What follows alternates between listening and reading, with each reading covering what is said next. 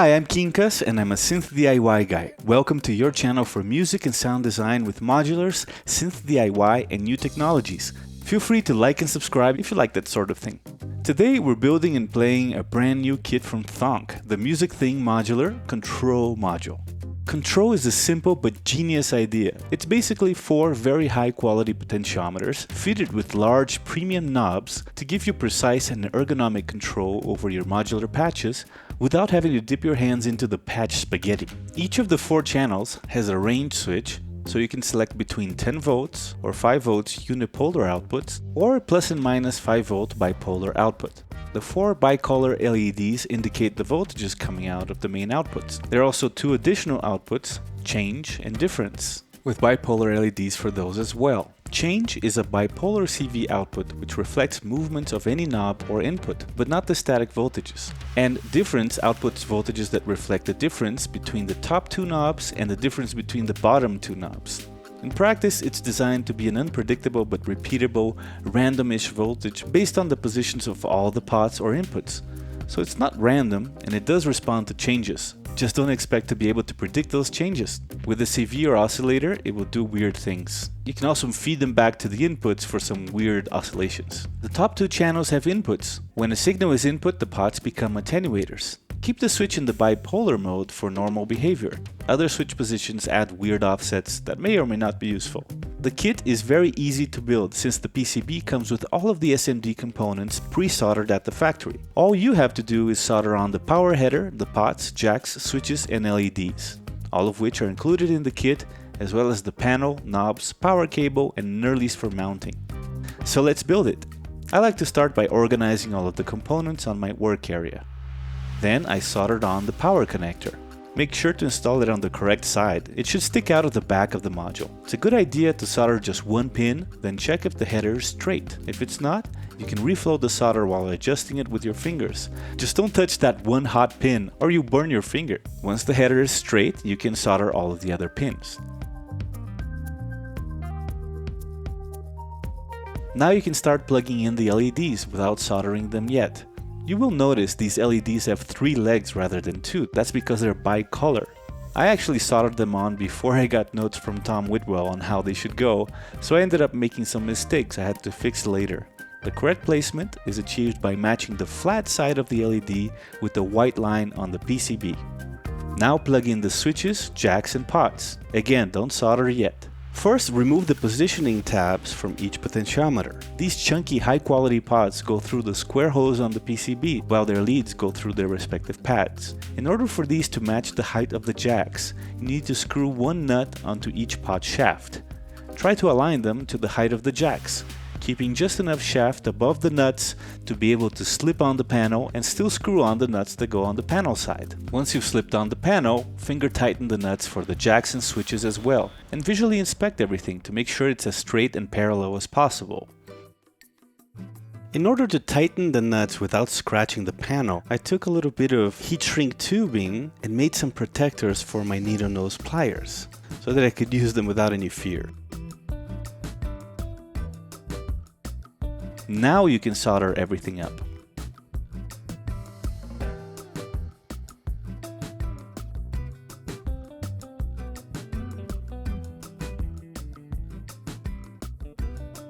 That's it, just add the knobs and you're done. Make sure the knobs are not rubbing against the panel, they need to spin freely. Check your power header for shorts and plug it in. Now, before we take the module for a spin, I thought I'd share with you how I fixed my mistake with the LEDs. Luckily, I had allowed my LEDs to protrude completely through the panel holes, which gave me a little bit of leeway for fixing them. I just snipped the LEDs flush to the PCB with wire cutters, then used the soldering iron and the very tip of the same cutters to pull out the bits of leads that were left in the pads. Then I used these soldering braids to remove the solder from inside each hole. I was then able to reposition the LEDs, this time orienting them correctly, and allowing just the dome part of each LED to protrude from the panel. Much better. But you won't have to do any of this because you're gonna do it right the first time. Now let's have some fun with it, shall we? Okay, so here it is, my control module all patched up to the Pico System 3. I thought they would be a good match since the Pico is An amazingly powerful, feature-packed synth that sounds great but has very fiddly user interface. So I made a patch that brought me back to when I first started experimenting with DIY electronics, and I was building Atari Punk consoles and little twin T oscillators, putting them in single boxes with one knob, and maybe I'd have two oscillators going, creating a beating. Also with no input mixing experiments that I've done in the past. So I decided to create a very simple patch that really shows off the musicality that can be achieved with this kind of control. These pots are super smooth, the response is extremely smooth, the torque feels very nice, and the large knobs give you a lot of control. You can make very subtle changes very easily. It's kind of like driving a truck. You have to use a large steering wheel, right? Basically, what I'm doing is I'm controlling two oscillators and two low-pass filters, low-pass gates acting as filters, right? Up here is number 1 and down here is number 2. So here we have the filter number 1 and the oscillator, right? And the filter is nearly resonating, so when my oscillator is down low like that, you get this clicking reminiscent of what I used to get when I had a pendulum, right? This is the Zen delay over here. Also has some really nice playable potentiometers, and is part of the patch. Alright, let's close it up for now. So yeah, so we have the filter here and the oscillator here. Same down here is a different set.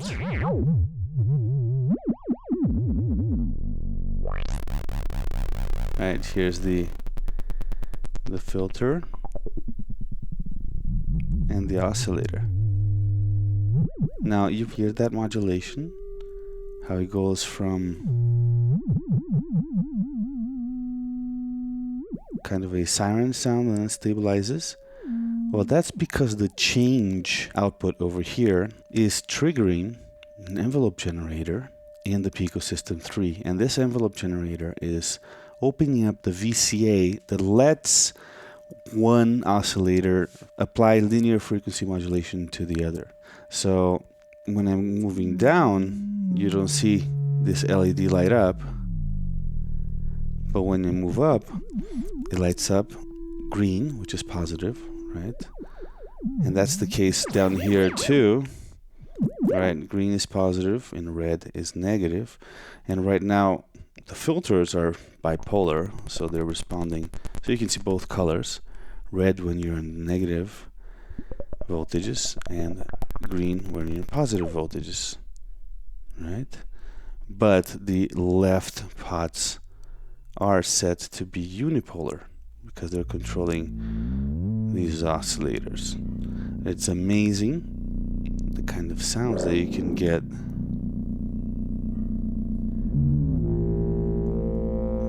just with two oscillators and two filters, and really good control. The other little thing I did is this difference output over here that sometimes will put out a voltage depending on the difference in voltage that you generate by changing the knob positions.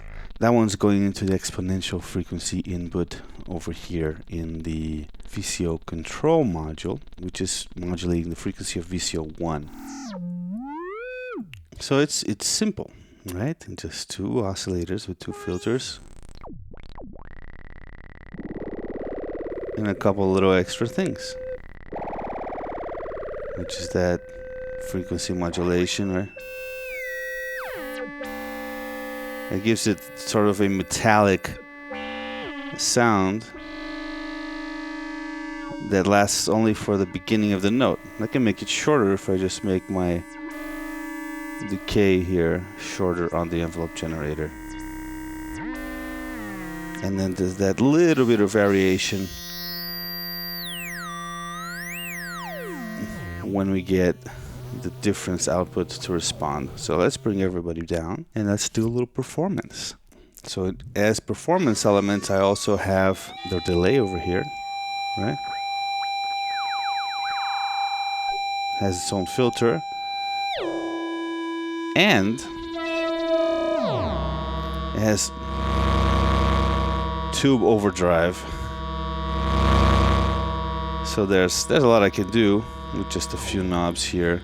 Just 2 oscillators, 2 filters. Let's have a little fun with it. Okay, here we go.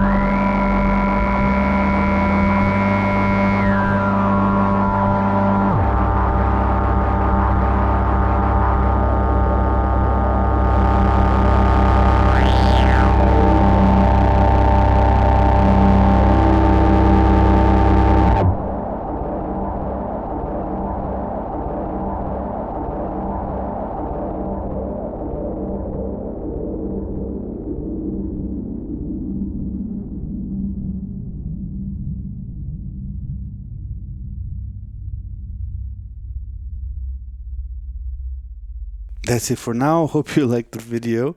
This was one of the more fun ones to make. Love this kind of thing.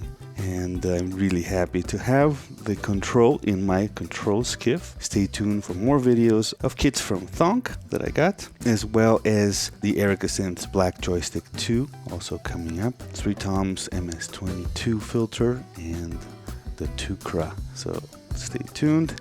Hope to see you soon and stay noisy.